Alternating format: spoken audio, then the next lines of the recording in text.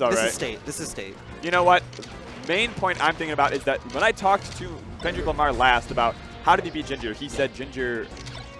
I didn't want to tell anybody about this, but Ginger SD'd. So like it was a win, but we want to see. Oh, of course. But I want to see Fendi do it a little bit more cleanly. And Fendi has honestly like one of the best punish games I've seen on a Marth period in the world. He definitely struggles on defense and in the neutral a little bit, but once he gets his hand on you, look at him go. His damage output is very simple and very strong. Yeah. Held on to that position a little stubbornly, and it took some lasers for it. Yeah. Good air dodge, but Ginger finds his man. Got some off stage again. Yeah, Marth doesn't have a jump. Oh! And that refresh was just a little off. It's actually quite difficult to get frame perfect refreshes. Yeah. Ginger balances it up. Yeah, nice guard in the middle. And I love the pressure coming out from Fendrick. Yeah, he went in a little bit there. That's uncharacteristic. Yeah, the normals from Marth are actually very difficult to deal with in conjunction. Right? Oh, down? Yeah, down he goes, and Fendrick with a strong lead over Ginger. Oh, the power shield stuck in there. And he even gets out of that combo with the platform. Oh, turn around. Look at him go! Oh my God! Perfect edge guard sequence, getting that soft fair to tipper. I'm a little bit worried I'm being too loud. He's right there. But I'm going to pop off. I don't care. I mean, it deserves a pop-off. Hey, can you get the Fendi? It's the Fendi, and 3 stocks Ginger. My God, did we expect this? No, we did not. It's just a spacey. It's just another spacey. It's just a space animal that's going to get Fendi'd. It's just another spacey. Holy moly. These are 2 out of 3. Ginger needs to win 2 in a row to remain in winner's bracket. Oh my God.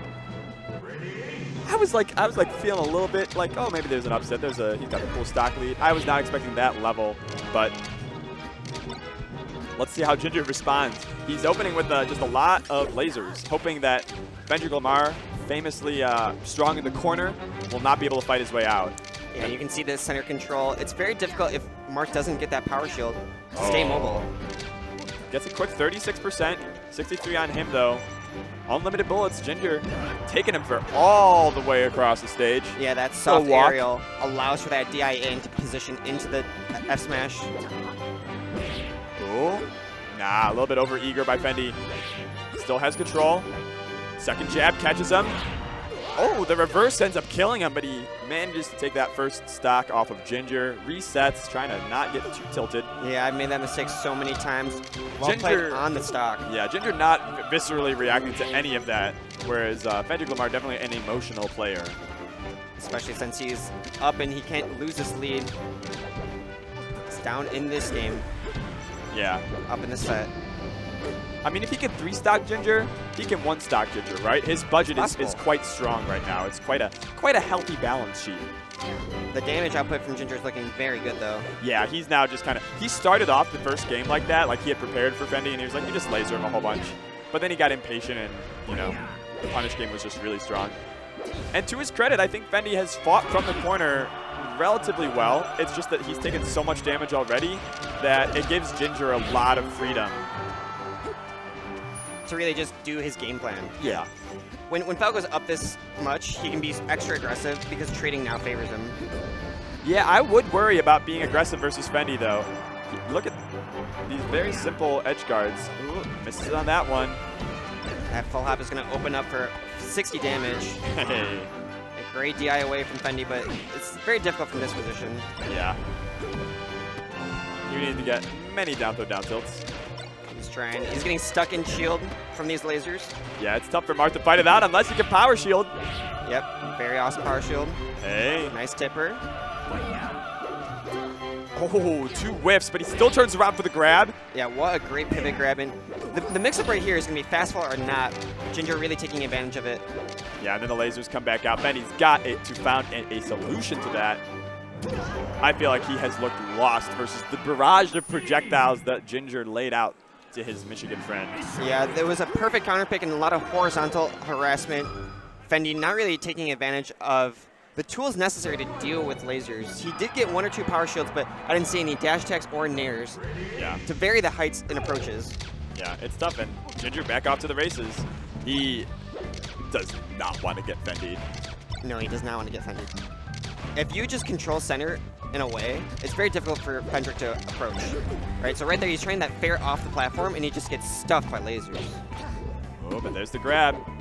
Oh, 2 up tilts. Yeah, only 14%, unfortunately. One way you described Fendi earlier was stubborn, and I definitely noticed that in that sequence, and he's been relatively frustrated by the barrage of lasers from Ginger.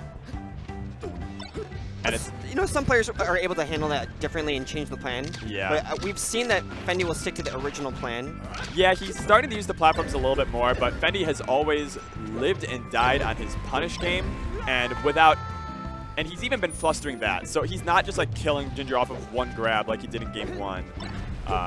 And without that, you know, it's very difficult. Right now, some of his reads aren't even panning out. And that was one of the stronger aspects of his punish game, was that he would be in positions a little early and still continue them. Yeah. And now when he's early, he's not changing his mind. And you know, Fendi says just another spacey. Ginger kind of saying just another Marth. Yeah. And he's going to the right spots, right? So like Ginger will be shooting these lasers away from the platform fall off, guarding the middle with laser nair. Yeah. Marth killer, and Ginger has taken 23%. This is a collapse of enormous proportions. Yeah, the defensive game from Ginger is really amazing. Oh, they're not safe. Amazing shortening. Everybody knows the words. But it's Fendi who's forced to sing along to Ginger's song. Yeah, going for that desperate forward smash. Ginger just has been waiting out Mr. Lamar and running a train on him all across the stage. Fendrick finding his way to fight back, but Ginger feels relaxed. And now I feel like this is the second time we've seen Green Marth get counterpicked, and just the amount of work done to them in game 2. Yeah. Positioning is so strong from Ginger. And that's it. The end. Really great game from Fendrick Lamar game 1. Commanding lead into dominating exchange after exchange to get that 3-stock win. He 3-stocked him, and then he got destroyed. Yes. Yes. I mean, I guess that's the next step, right? I think, honestly, maybe I'm biased. I like Fendi, but I really, truly have seen him get wins this year that are better than any previous year he's had. I think that his Marth has looked better.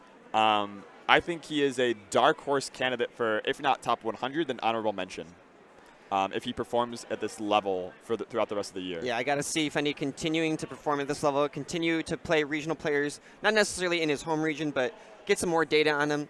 Yeah. He's definitely one of those contenders where, like, you always mention him, you're like, but he could do it. Yeah. You just need to put a couple more things together. I think if he had an answer to lasers, he doesn't get tilted, and he can keep his punish game consistent. Yeah. And I will say, I've been there so many days where you're doing fine, and then the lasers, you just stop, react to them